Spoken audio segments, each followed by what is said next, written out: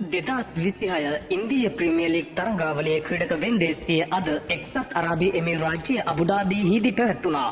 මේ වෙන්දේසිය සඳහා ශ්‍රී ලංකා ක්‍රීඩකයන් 12 දෙනෙක්ගේ නම් ඇතුළත් වී තිබුණේ. ගියවර IPL තරඟාවලියට ක්‍රීඩා කළ ක්‍රීඩකයන් පවා ඇතුළත් වෙමින්.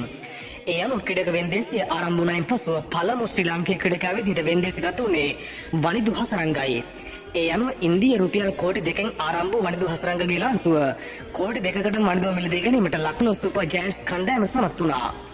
ඒ වගේම කාලය චෙන්නයි සුපර් කිංස් කණ්ඩායමේ ක්‍රීඩා කළත් මෙවර එම කණ්ඩායම නිදහස් කරපු මතීෂ පදිරණ නැවත මෙවර ක්‍රීඩක වෙන්දේසියේදී ඉන්දිය රුපියල් කෝටි 2කින් ආරම්භ වෙමින් වෙන්දේසිගත වුණා. ඒ අනුව මතීෂ පදිරණම කොල්කතා නයිට් රයිඩර් කණ්ඩායම විසින් ඉන්දිය රුපියල් කෝටි 18ක් එනම් ශ්‍රී ලංකා මුදලින් රුපියල් කෝටි 61ක් වෙන අති දැවැන්ත මිලකට මිලදී ගත්තේ නැවත ඔහුගේ වටිනාකම පෙන්වමින්. දඟපන්දේ වන්නෙක් ලෙස කලක් චෙන්නයි සුපර් කිංස් කණ්ඩායමේ සහ රාජස්ථාන් රොයල් කණ්ඩායමේ ක්‍රීඩා කළ මහිස් තීක්ෂණ එම කණ්ඩායම නිදහස් කරමින් මෙවර ක්‍රීඩක වෙන්දේසියට යොමු කර තිබුණා. කෙසේ නමුත් ඉන්දිය රුපියල් කෝටි 2කින් ආරම්භ වූ මහිස් තීක්ෂණව කිසිම කණ්ඩායමක් විසින් මෙවර මිලදී ගත්තේ නැහැ. පුදුමයට කරුණක් නම් නම්ගේ පිතිකරුවන් වන ලියම් ලිවිංස්ටෝන්, ක්වෙන්ටන් ඩි කොක්, ගුර්බාස් වැනි ප්‍රබල ක්‍රීඩකයන් මෙවර වෙන්දේසියේදී අලෙවි නොවීමයි.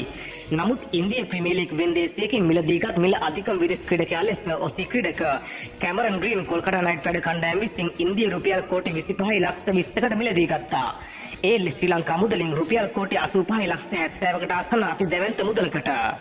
ඉතින් චෙන්නයි කණ්ඩායමේ කාලයක් වැඩ පෙන්නලා මෙවර කොල්කතා නයිට් රයිඩර් කණ්ඩායම විසින් අති දැවැන්ත මුදලකට මතීෂ පදිරණ මිලදී ගත් පසු චෙන්නයි සුපර් කිංස් කණ්ඩායමේ නිල Facebook පිටුවේ මතීෂ පදිරණ ගැන කියා තිබුණේ මෙහෙම දෙයක්.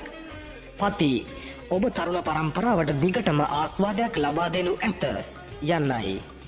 ඒ වගේම හැමෝම බලන ඉඳපු පැතුම් නිස්සංකගේ වෙන්දේසිය ඉන්දිය රුපියල් ලක්ෂ 75න් ආරම්භ වුණා.